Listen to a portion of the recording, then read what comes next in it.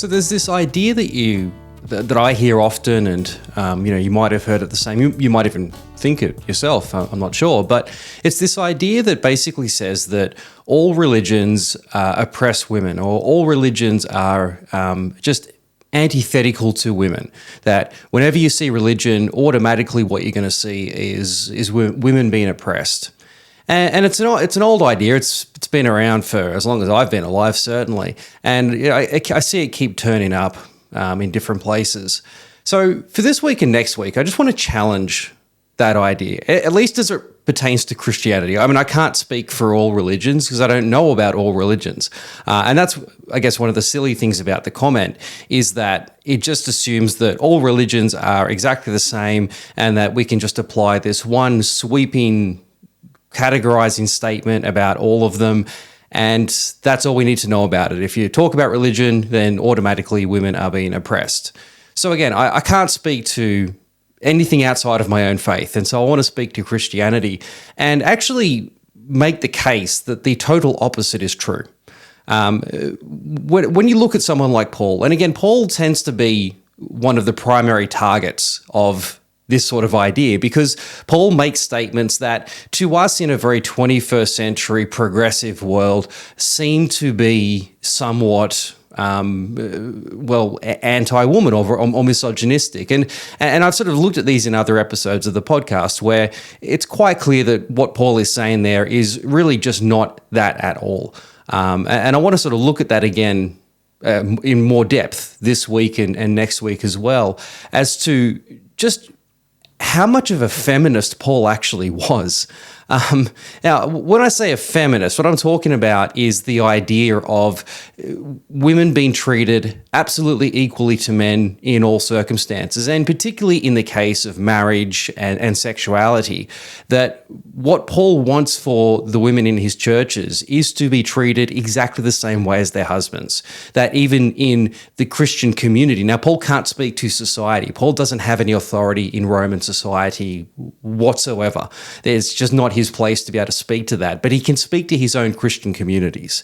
And what we find in those communities is women being elevated in every way, shape, and form into equal status to the other men, and especially to their husbands. They're expected to be treated the same way and to have the same rights and have the same authorities that the men do. And again, I've covered this in a lot of other episodes in this podcast, and so I'd encourage you to go and have a listen to some of those. Now, look, the reality is that if you don't like Paul, then nothing I'm going to say here is going to convince you otherwise. Paul, if Paul is this misogynist that you think that he is, I don't think I'm going to change that. Now, I might, if you're willing to grant me that Paul is a first century thinker and not a 21st century progressive, then you're willing to hear him from that perspective, then you might find what I'm going to say interesting. If not, this just isn't the episode for you. You're just not going to, this is probably just going to aggravate you more than anything else. But if you're willing to give Paul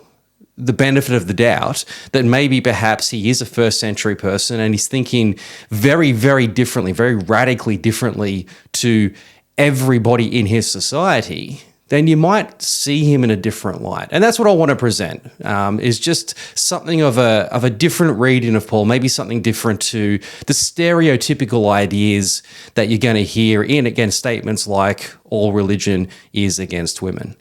So where I want to start this week, I was reading a great book through the week by Rodney Stark, and it's a book called The Rise of Christianity. Now, it's an older book. I'm late to the party with so many of these things. But he was talking about what were some of the factors that explain why Christianity succeeded in the first few centuries of his existence. Basically, if you look at the beginning of Christianity in about the year 40, you've got about 100, we see about 120 followers.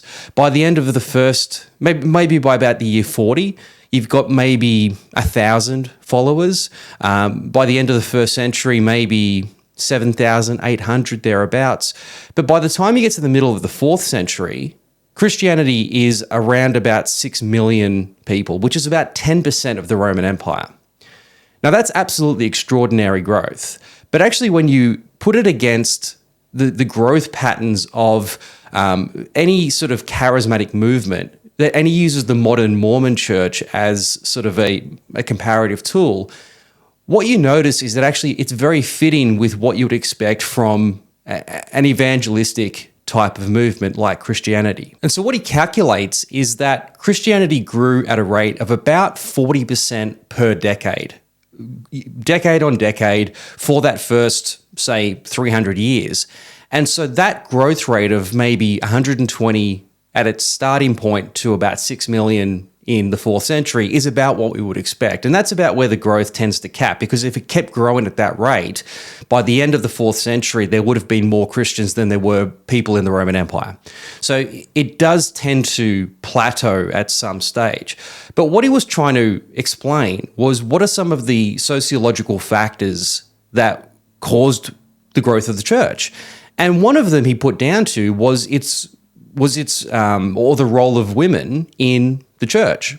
The fact that women played such a pivotal role, and that the way they were treated in the church was so different to everywhere else in the Greek and Roman societies, that the reality was that the church actually attracted more women than men. So just a couple of things that he sort of pointed out. And again, I'm just giving him all the credit here, because I don't want to say that any of this was any of my great insight. One of the points that he makes is that when you look at societies where men outnumber women, women are always going to be oppressed. And the reason for that is because they're seen as scarce goods. They're a rare commodity that have to be basically constrained. Well, we can't lose the very little that we have, and so we have to repress it to make sure that there's enough of it to go around. Whereas the opposite is true, that in societies where women outnumber men, the men will tend to be the dominant ones. The men will be the ones that tend to be oppressed. And so it's just really relates primarily to who is the more populous of the two within the society. Now, when you look at the Roman Empire, what you find is that in Rome itself, the ratio of women to men was about, or men to women was about 130 to 100. So for about every 130 men in the city of Rome, 130 men in Rome, there was about 100 women. Now, if you look broadly across the Roman Empire, that ratio expands to about 140 men to about 100 women. So for every 140 men, you're going to have 100 women, which means that there was a scarcity of women. There was just less women than there were men. And so this is one of the reasons for the way in which women were oppressed. Now, this plays out in a number of different ways. If you look at both classical Rome and as well as Athens, what you find is that women just simply can't hold public office. Now, I've looked at this in some previous episodes, but women just can't hold public office. Only the men get to have those offices. And part of the reason for that was that women just don't get educated. Women are seen only for the purposes of childbearing. And so for that reason, they are at home having children, because we need to make children. And that is naturally going to restrict their ability to have any sort of public roles. But they're also seen as not capable of holding those roles. As we've seen in previous episodes, the fact that a woman is less than a man. The fact that the man is always going to be the sexually dominant one and the woman is always the passive one, she is, by virtue of that, an inferior person. So just by virtue of that, can't hold any sort of public offices. What you find in Athens and Rome is also that women are always under the authority of a man, beginning with their father. And then when the father dies, it's either going to be their husband or their brother, but they always have to be under the legal authority of a man. That's just part of the legal structure. And so a woman is always answerable to an immediate relative in her life, an immediate male relative. And we've also seen in the last couple of weeks the absolute sexual double standard. There's just what men could do compared to what women could do. And again, just have a look at the last couple of episodes of this podcast, how women were seen and the absolute double standard that was applied. But there were other factors as well that led to the disproportionate number of... Those factors in themselves aren't explanations for why there's less women than men. The reason why there was less women than men primarily stems to the fact that when a baby is born, a family will make the first decision as to whether or not we keep the baby. And these often will be financial reasons. Can we afford to keep all the children? If we have this baby, can we afford to keep it? And if we can't, then we're going to have to get rid of it. Now, what that means is that a lot of babies are going to be exposed. They're going to be different ways you can execute them. Sometimes you could just simply leave them out in the trash. Other times you can throw them down a drain, and they've excavated drains just full of baby skeletons.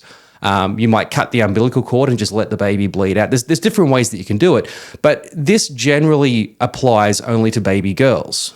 Baby girls are always understood to be a future expense.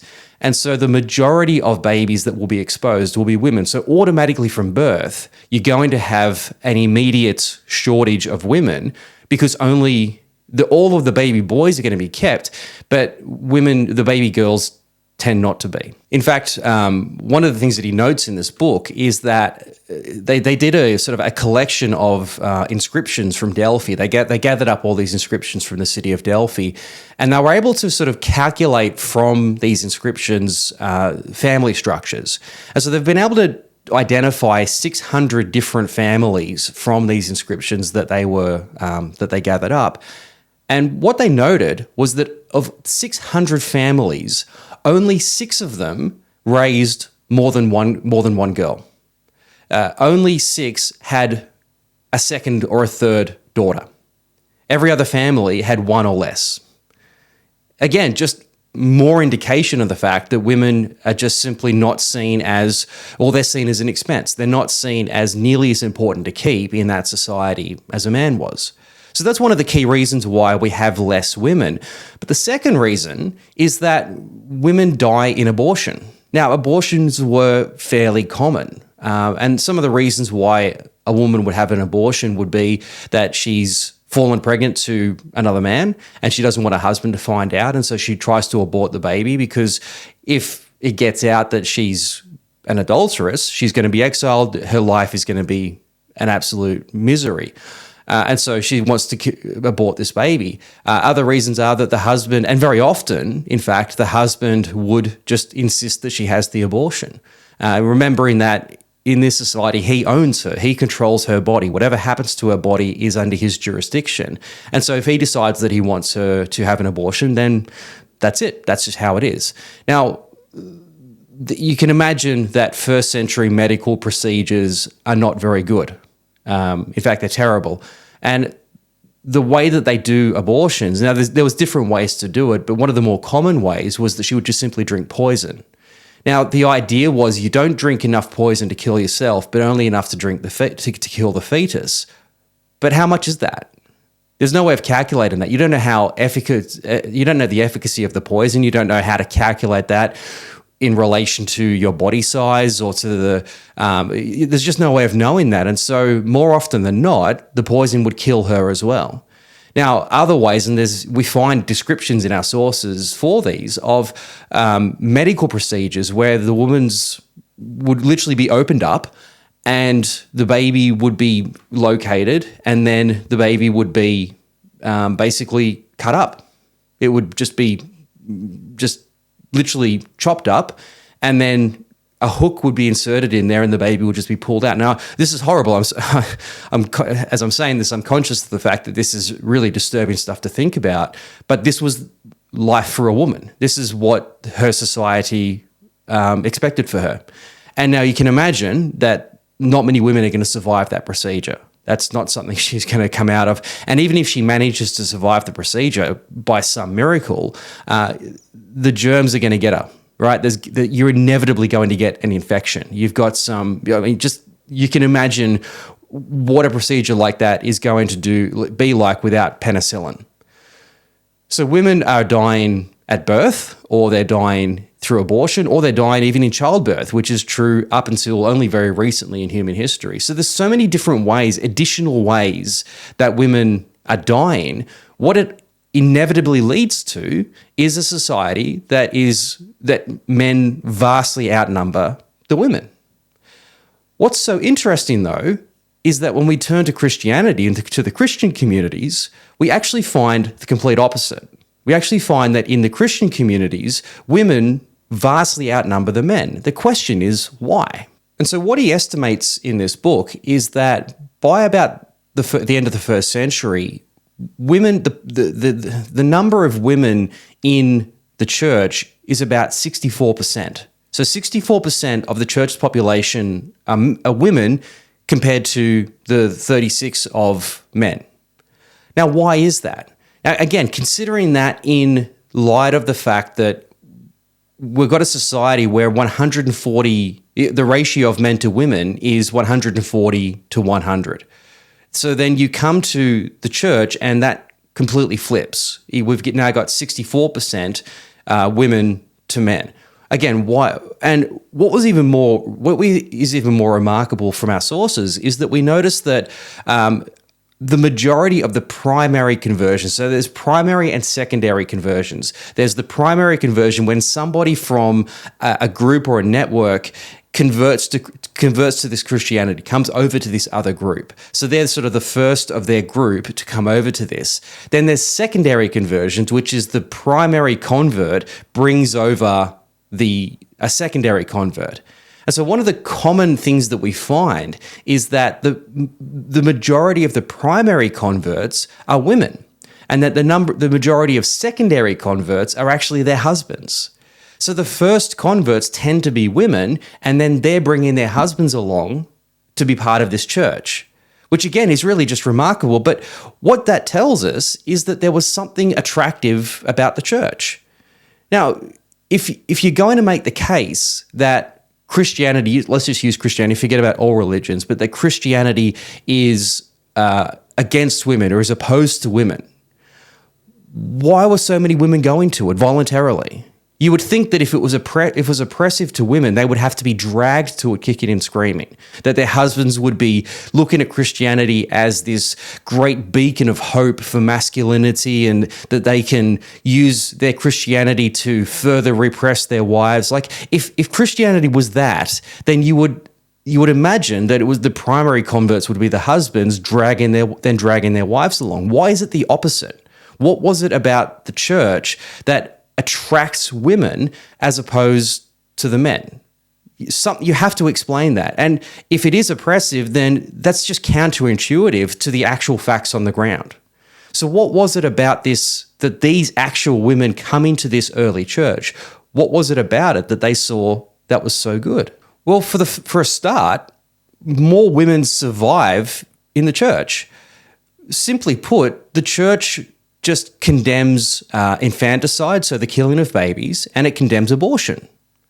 Now, those two things are primary killers of women. So you eliminate those two things, and all of a sudden, more women stay alive. So in this community, more women live by virtue of the fact that their lives are seen as valuable. In the Greco-Roman world, a woman's life is not seen as valuable other than her ability to bear children.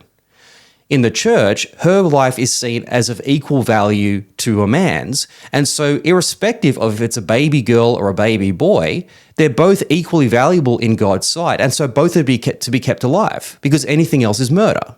So that's number one. But secondly, so is the view of abortion. So you just simply don't have abortions in the early church. They're condemned. And so for that reason, number one, the baby that was going to be aborted gets to survive, but also the woman who would probably die in the abortion is also kept alive. So number one, a woman's life is valuable in the church as opposed to everywhere else in her society. And so naturally that's going to lead to at least an equilibrium in the population of men to women. But there's more to the fact that women were attracted. It wasn't just that the baby Christians stayed alive and that the Christian mothers stayed alive, but they attracted more women than men. So why was that? Well, there was a couple of reasons, well, several actually. For a start, the church got rid of this sexual double standard that we find in an ancient marriage, whereas the husband was free to do whatever he wants sexually and the wife was completely repressed in the sense that she could only ever have sex with her husband. The church said, no, it's equal for both of you. Sex is to be confined to the marriage. That's for the woman. Well, she was already doing that, but for the man as well. And so the fact that he now has to be constrained to the marriage, well, what that results in is a situation where women are treated equally, where their wives are treated with the same respect as their husbands. And so in that sense, what a wife in the Christian context is going to, again, be treated equally, but also what it means is that she knows that in that context, her husband's not out sleeping around, that he's focusing on her. Now, as we're going to see later on in this episode, what that also means in the Christian church is that the way in which a husband is to treat his wife sexually is to be fair and equal and to treat her with the utmost respect and dignity. And so that's also a significant factor that we're going to find there. But simply put, the church just got rid of the double standard. And so a husband and a wife were equal in marriage. Another reason is that Christian widows weren't forced to remarry. Whereas in the Roman world, if you're widowed, you have to legally be remarried. You have to find another husband. Whereas in the church, they would say, well, look, that might lead to you marrying a non-Christian, or maybe it's not ideal for you to be remarried. So is there a way that we can support you? They would look for ways in which to support the wife, to be able to provide for her so that she doesn't have to be remarried, so that she can actually remain a part and remain an active participant within the church. So the fact that she has autonomy, the fact that she has some say, rather than a father or a brother saying to you, well, I found you another husband, you need to go and marry this guy instead, the church is saying, well, hey, you know what? Maybe just you can think for yourself. Maybe you can have autonomy over what the rest of the direction of your life looks like. And so another key reason is that the fact that women just have some autonomy within over their lives.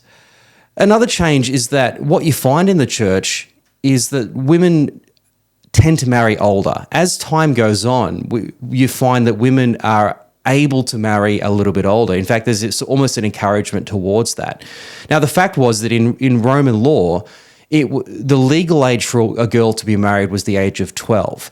And what we would sometimes find in our sources is that girls are married often as young as 11. And these are sexual marriages. I mean, basically, the minute a girl goes through puberty, she's going to be sexually active. And this is a standard thing that we're going to find. But what we see in the church is a shift away from this, where girls are gradually being able to be married at an older age because they're recognizing that it's just too young. That's not right for a girl to be married at such a young age. And so within a short time, what you find is statistically, a pagan girl was 3 times more likely than a Christian girl to be married before the age of 13.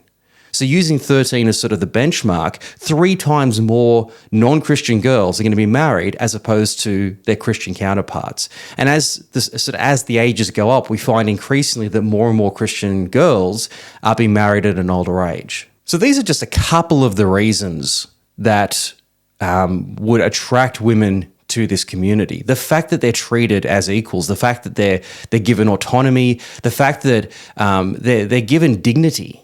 I mean, that in and of itself is going to attract women to these communities, and particularly mothers who've got daughters would very likely want their girls to be raised in that sort of community as opposed to the alternative, which is everything we've been looking at over the last couple of weeks. So where does this start from? Where does this early church, where do these ideas come from? What lays at the foundation of the way these communities value women? Well, it begins with Paul. And so I come back to the point I made at the start. Paul was a feminist. He was a radical feminist. By the standards of his day, he was a radical and he absolutely was a feminist in the sense that he wanted women to be treated exactly the same way as the men and to have the same opportunities as the men. So by that definition of a feminist, that is absolutely who Paul was. And why I say he's a radical is because by comparison to all of the other men, including the Jewish men and that he used to hang out with as a Pharisee, Paul was an absolute radical. He was a revolutionary in the way that he was thinking. And this is what he's trying to implement into his communities. This is the sort of standards that he's trying to set in his communities.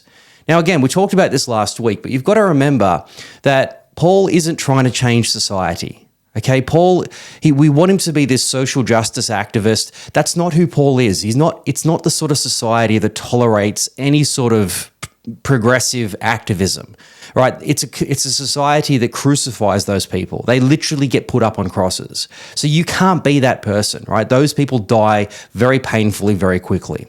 So what Paul has to do is, and let's not forget that in Paul's thinking, Jesus is coming back tomorrow. Right? Jesus is coming back tomorrow. We don't have the time to change this whole world. What we can do is just get as many people as we can saved so that when the new heaven and the new earth comes, we're all going to live in this utopia and there's just going to be more of us there. It's really like the Titanic is sinking and we're rearranging the deck chairs, or we're trying to overthrow the class system that is at work on the Titanic. It's stupid. It's just, no, the ship is going to sink. Everyone is going to die. We need to rescue as many people as we can. That's Paul's thinking. He's in a hurry. So he's not trying to change the Roman world. And as far as anyone in that time is concerned, the world doesn't change. That's the point. The world is not meant to change. This is the whole Greek thinking. The world has always been the way it is and always will be for all of eternity. This world does not change. That's the point. And so in Paul's thinking, in Paul's eschatology, Jesus is coming. He's going to renew this whole world, start the whole thing over again in this new way. Our job is to get as many people into that new world as is possible. So that's what Paul's trying to do. He's not trying to change the society. He's trying to get people saved. But in doing that, he is creating communities that are an outworking of what this new world is going to be.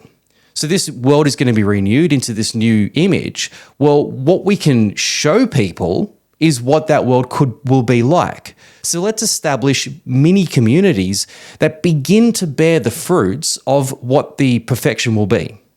So it's if you want to get a sense of what eternity will be like in Christ, come to one of these communities and you're going to see a taste of it. Now, it's not perfect. Of course it's not, because it's still a product of the Roman Empire. It's still working within the constraints of the Roman Empire.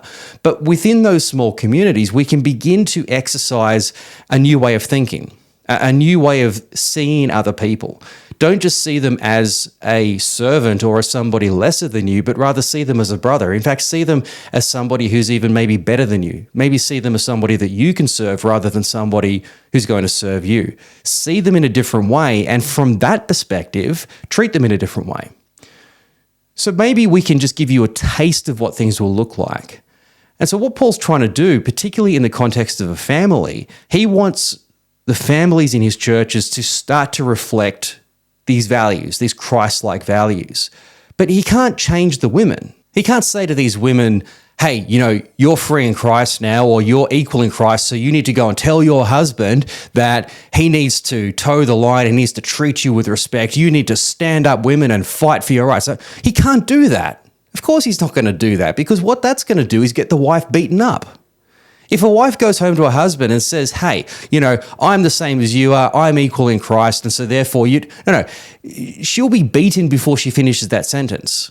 That's reality. That is just not ever going to happen. It would be dangerous for Paul to insist on women doing that.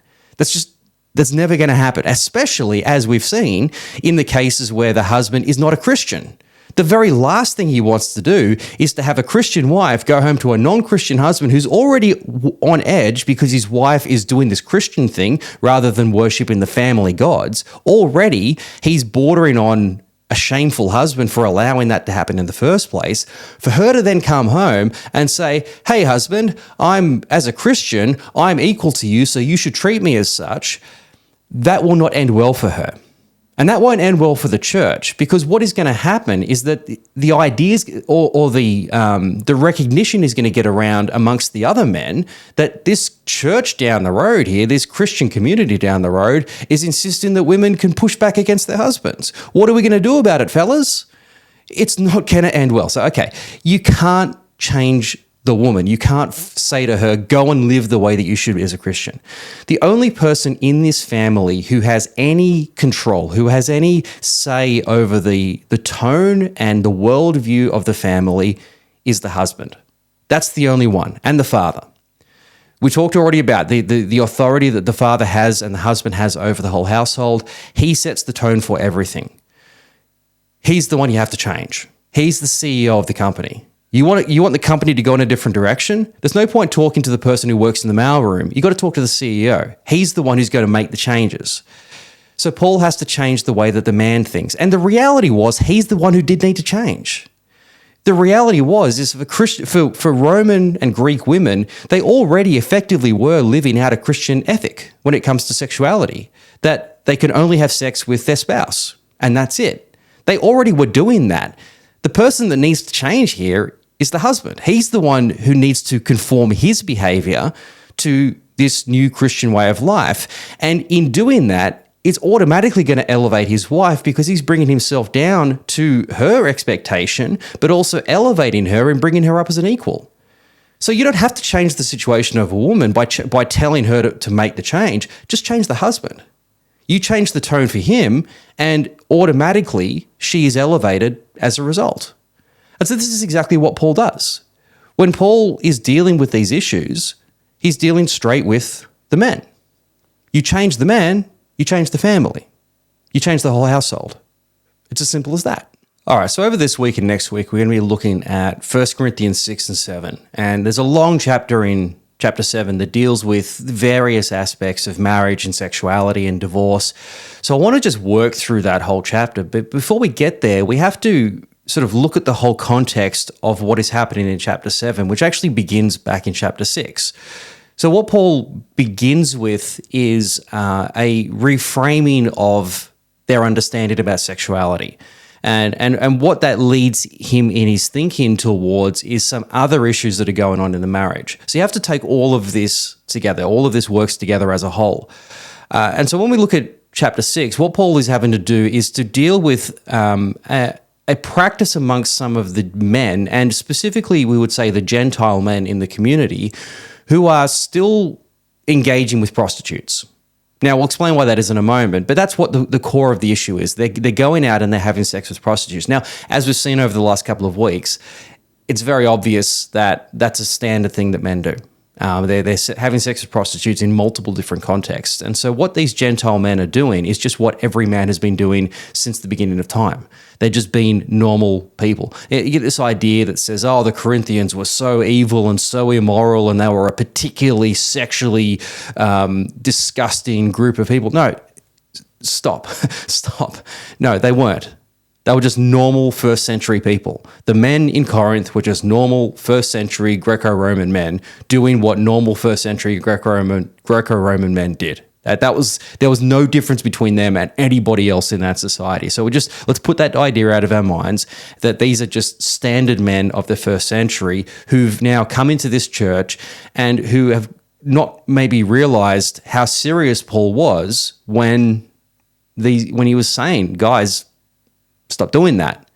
Now, there's another sort of factor in the timeline of Corinthians that we need to take into consideration. Now, we know that Paul was in Corinth between late 49 and to about mid 51. So those were the years that he was actively working in Corinth. 1 Corinthians that we have is not written until about the middle of 54. So a couple of years has actually gone by. And in that time, other teachers have gone into Corinth and have continued on the work. They've established other house churches, and these are house churches consisting of people who have probably never met Paul, or they might have heard about him, but probably haven't seen him in the flesh. And so whoever these teachers were teaching in what seems to be, and Paul seems to indicate that there are other teachers who aren't quite building the same house. They're building on a different foundation to what Paul was building. And what we seem to see throughout 1 Corinthians are people who are doing things that Paul's going, why are you doing that? Who told you that that was okay? And that seems to be the case here. They seem to be thinking about sexuality clearly in the way that they used to, have always thought about it, but not the way that Paul thinks about it. And it could probably be because they never heard Paul talk about it. So that's probably an explanation for why they're actually doing the thing that they're doing. And so what Paul wants to do is to take his standard Jewish ethic around sexuality, and this is the one thing that Paul carries through from the Old Testament. There are many things like circumcision and kosher, things that he leaves behind. The sexual ethic absolutely comes through into the Christian community and just gets reinforced in this new Christian group. So Paul wants to impose that now onto these Gentiles whose whole sexual ethic has been everything we've been describing over the last couple of years. Old habits die hard. These guys have been doing this literally since they were teenagers, and they've been taught that this is the right way to do things from their father. This is what it is to be ethical, is to be sexually active and to be sexually oppressive. That's what it means to be a good man. And now you're being told, no, actually, that makes you a terrible man. You need to stop that and start to think in an entirely different way. That's something that's going to take a bit of time to, if you've even heard that, to process and to actually make that appropriate change. So Paul picks up in 1 Corinthians 6:12. He says, I have the right to do anything you say, but not everything is beneficial. I have the right to do anything, but I'll not be mastered by anything. Now, just an interesting point here. I'm reading this from the NIV, and what you notice, if you've got an NIV in front of you, maybe if you're watching the video, you can see this, but you see that there's quotation marks around the I have the right to do anything, and then you've got this additional you say. Now, the you say is not there in the Greek. That's been added by these English translators to indicate that Paul is quoting the Corinthians. Now, how do we know that he's quoting the Corinthians? Well, we actually don't. We're sort of, it's our best assumption that he is, because this doesn't sound like something Paul would actually say. So what he's probably doing is picking up on something they are saying to justify their behavior, and Paul is correcting that idea. Now, you see this in other translations. So in the ESV, for example, you've got the quotation marks, all things are lawful for me, but not all things are helpful. What you don't have in the ESV is the you say. So that hasn't been added in by those translators, but they're still picking up on the fact that this is a quote from the Corinthians. But when you look at the New King James Version, there's no quotation marks. So it says, all things are lawful for me, but not all things are helpful. Now, take away those quotation marks, and what you would see that suggests is that this is actually Paul talking. This is Paul's advice. Now, that's an entirely different thing, because that we then read into that Paul's ethic is, I can do whatever the hell I want, but not all things are beneficial. Well, that doesn't sound like Paul. What makes more sense is that this is the Corinthians justifying themselves and Paul correcting it with a Christian ethic. So their idea is, I have the right to do anything I want. And Paul says, sure, but not everything is beneficial. You can do whatever you want, sure. I mean, that's, hey, we're free, we can do whatever we want, but not everything is good for you, so it really shouldn't be done. So do the things that are good for you is what Paul would say. And he says, I have the right to do anything, but he says, I'll not be mastered by anything. In other words, you can do whatever you want, but understand that some of the things you do can enslave you. And if you don't want to be enslaved, don't do certain things, right? I'm free to gamble, but I know for me from years and years ago that if I start to gamble, it will control me. And so I just don't go anywhere near it, because although I have the right to do it, and it's very, very easy when you consider how easy gambling is, I won't do it because I won't be mastered by it. And so that's my ethic when it comes to that. So this is the Corinthians justifying their behavior by saying we can do these things. And where this probably stems from is more of a philosophical idea. See, the idea of the philosophical wise man, somebody who is perfectly trained in philosophy, somebody who knows everything, who knows what is right, knows what is wrong, can do everything that he wants to do, because even if he does something that is not the best, he knows that it's not the best, but he can do it anyway because he's got self-control that will stop him from being controlled by that thing. So because he basically has a God mind, he can do whatever he wants, knowing the difference between good and bad and all of this. And so these are some maybe sophisticated Corinthians who are going, oh, we know it's not the best, but, you know, it is what it is, and so we're just going to go ahead and do it. And Paul says, no, okay, number one, it's not helpful. Number two, you don't want to be mastered by that thing as well. But then he goes on in verse 13, and it's the same situation. He says, you say, or the NIV adds the you say, food for the stomach and the stomach for food, and God will destroy them both. The body, however, is not meant for sexual immorality, but for the Lord, and the Lord for the body. So again, it's picking up this quote from the Corinthians: food for the stomach and the stomach for food, and God will destroy them both. Now, interestingly, again, if you read the ESV, it puts in quotation marks this: food is meant for the stomach and the stomach for food. That's in quotation marks, indicating that that's the Corinthians. But then it says next, and God will destroy one and the other. No quotation marks, suggesting that that's actually Paul's response. Now, so that in the NIV, it's got, this is what the Corinthians are saying: food for the stomach, stomach for food, and God will destroy them both. So what does it matter what we do with the body? Because God's going to destroy it all anyway. In the ESV, that's Paul's response, and the body's not meant for sexual immorality. But in the New King James Version, again, no quotation marks: food for the stomach and the stomach for food, but God will destroy both it and them. It's Paul's ethic. Now, again, which is it? Well, it's likely the NIV, which is that this is what the Corinthians are using to justify their behavior. Put simply, I feel hungry, so I eat food. I have a sexual urge, so I outwork it. It's just a bodily impulse. It's no different to eating food. It's no different to drinking water when you're thirsty, going to the toilet. It's just a bodily function. And so, viewed in that light, what does it matter how I do it? Because it's just something that I get done with, that I do with the body. And as you say, Paul, it's all going to get done away with at the end of in the last days. So sex, like food, like everything else, will just be burnt away. What does it matter what I do? It's of no consequence what my ethic is. And so Paul again is responding, and he's saying, "Hang on a second, no. Sexual immorality is a different thing. The body is not meant for sexual immorality, but it's meant for the Lord." Now you go, hang on a second, they're talking about food. Why are we talking about food and sexual immorality in the same context?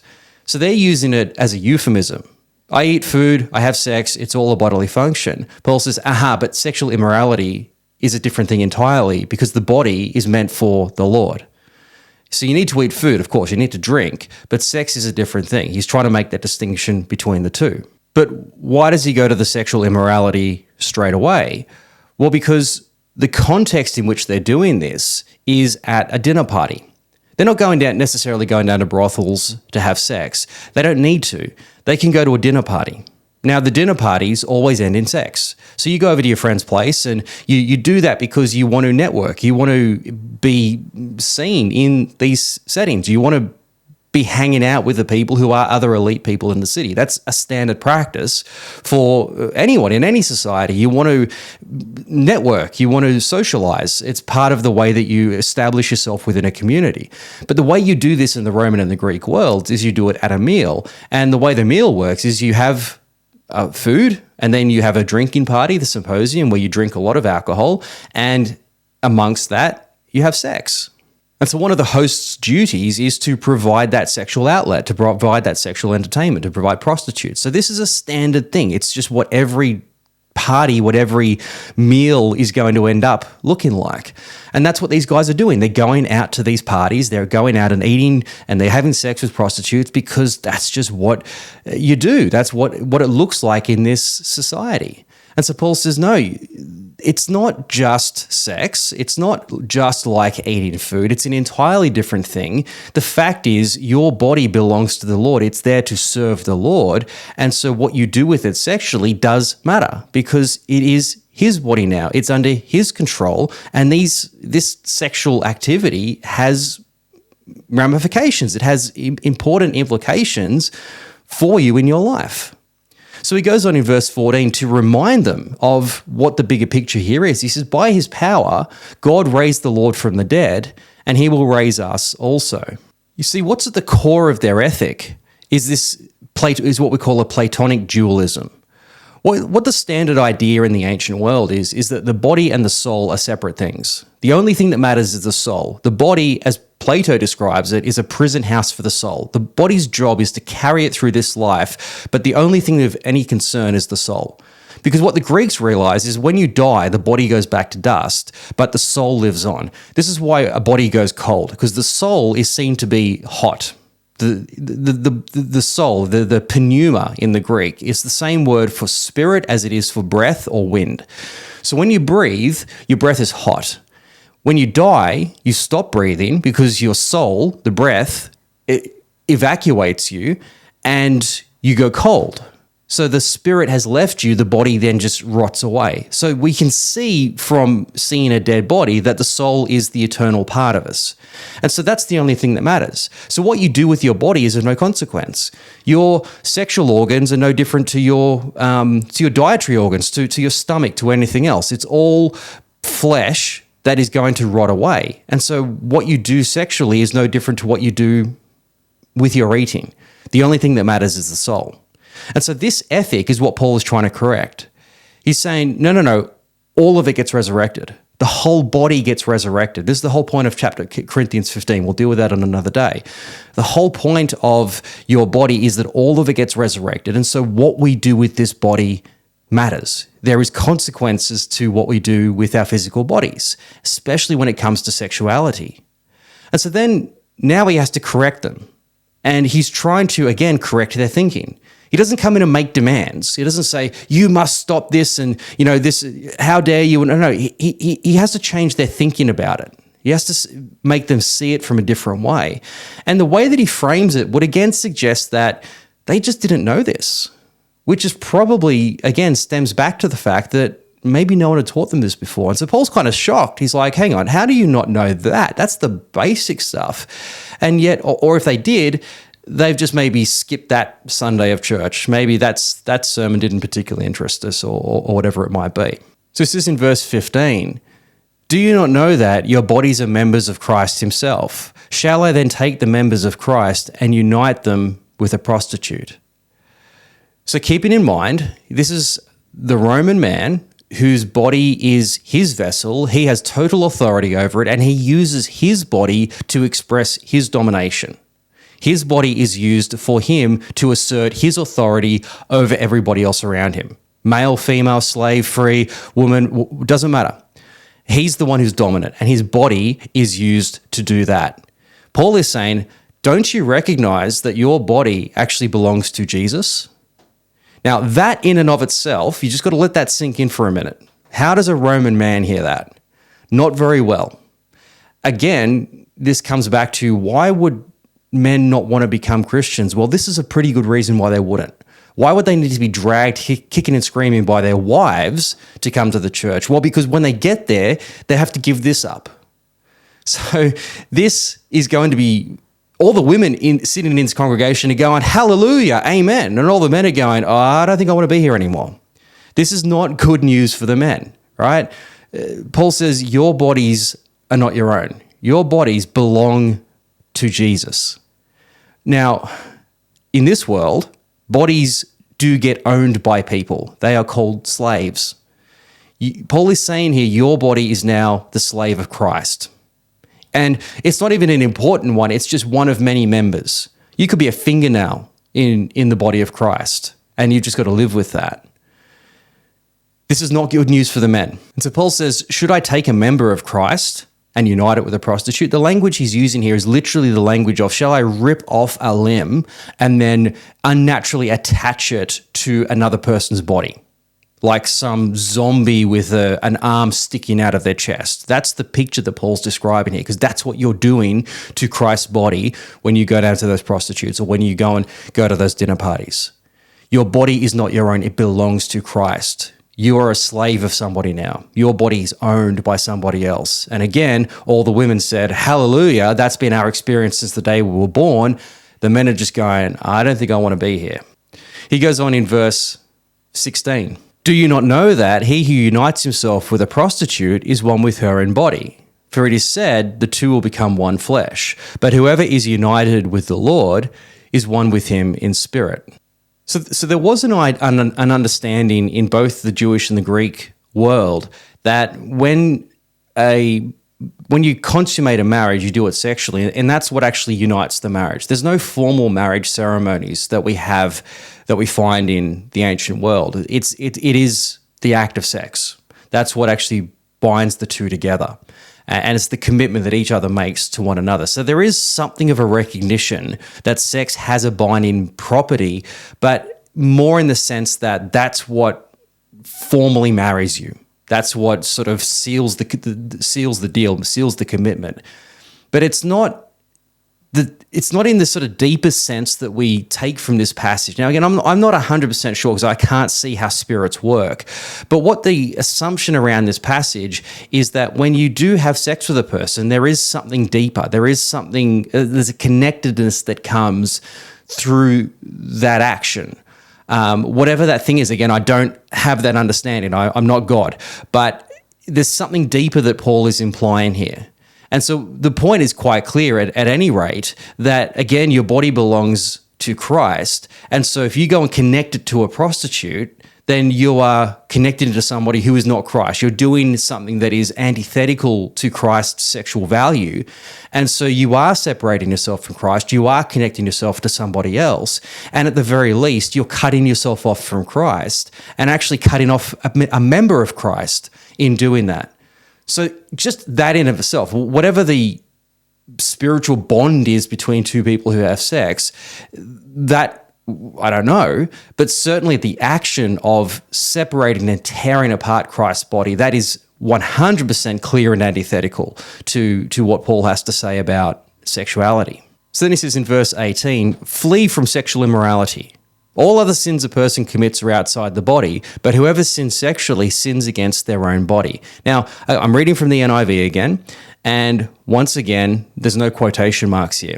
Now, this would suggest that all of this is Paul's advice. So flee from sexual immorality. So Paul's advice when it comes to sex is don't even mess around with it. Don't think that you're strong enough to resist it. Just get the hell out of there. Don't even go to the parties, is Paul's advice. Don't even go anywhere near it, okay?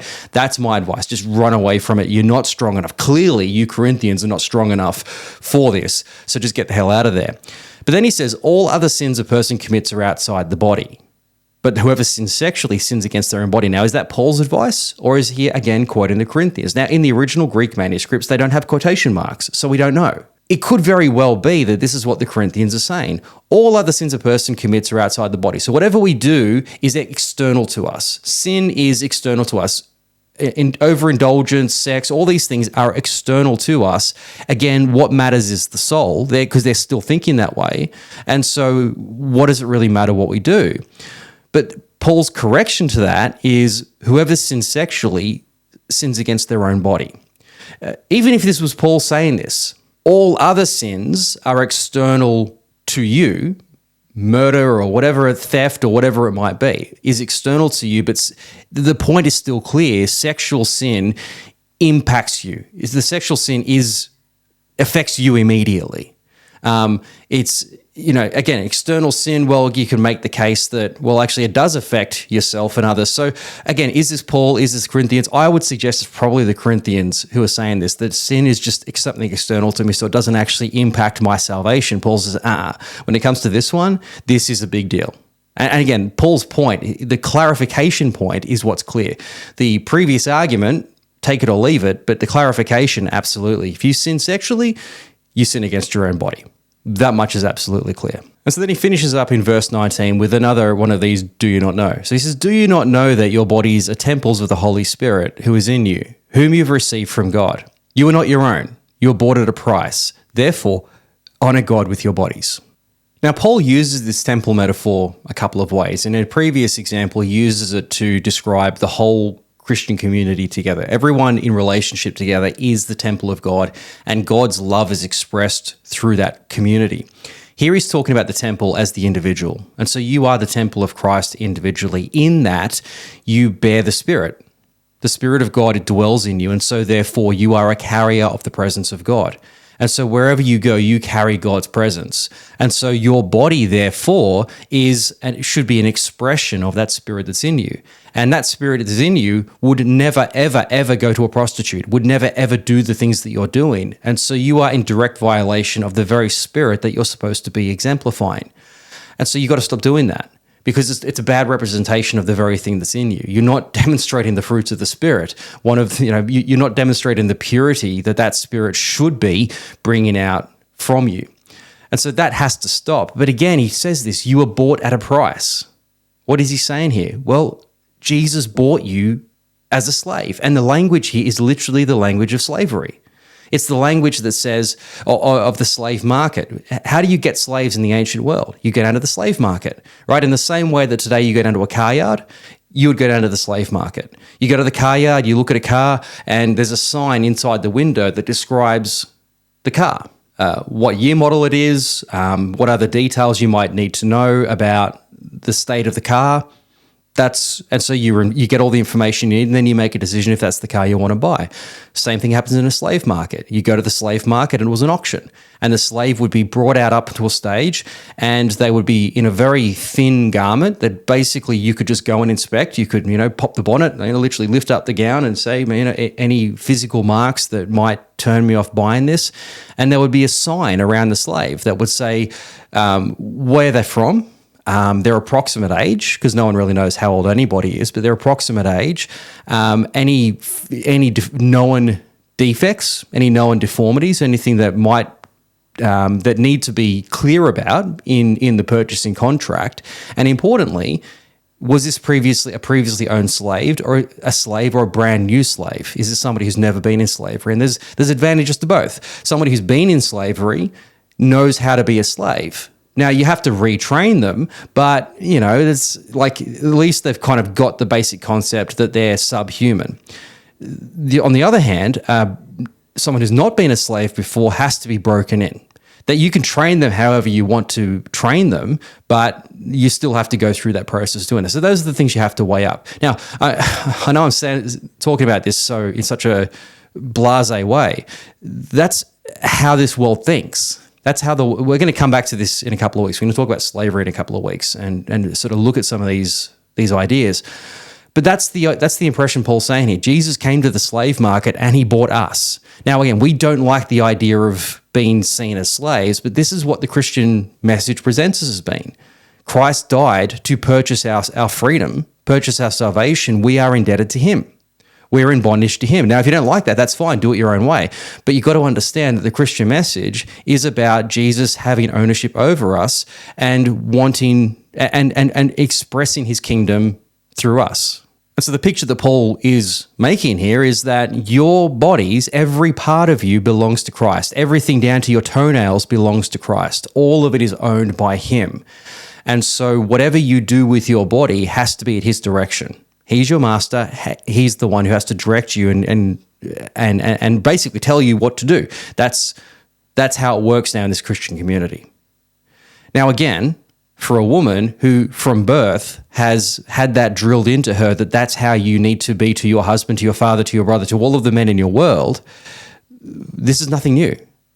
This is how their thinking already works. The difference here is that when I come into this community, well, number one, I'm given opportunities for leadership. I'm given opportunities for ministry. I'm treated as an equal. I'm treated as a valuable member of the community. I'm not forced to have abortions or any of these things. For the men, on the other hand, again, this is horrible. This is radical. This is so counterintuitive to everything that it means to be a man. And so it would make pretty good sense that 64% of the church are women, and very often the men are only there because their wives have dragged them along to the community. So Paul has to change the thinking of the men, and that's been the point of what we're talking about this week. But what about the practical elements then of marriage? How does this work now for these wives and for these husbands? What does this look like in the marriage context? And particularly, how does this impact on issues like divorce and sex and all these other things? Well, that's what we're going to look at next week.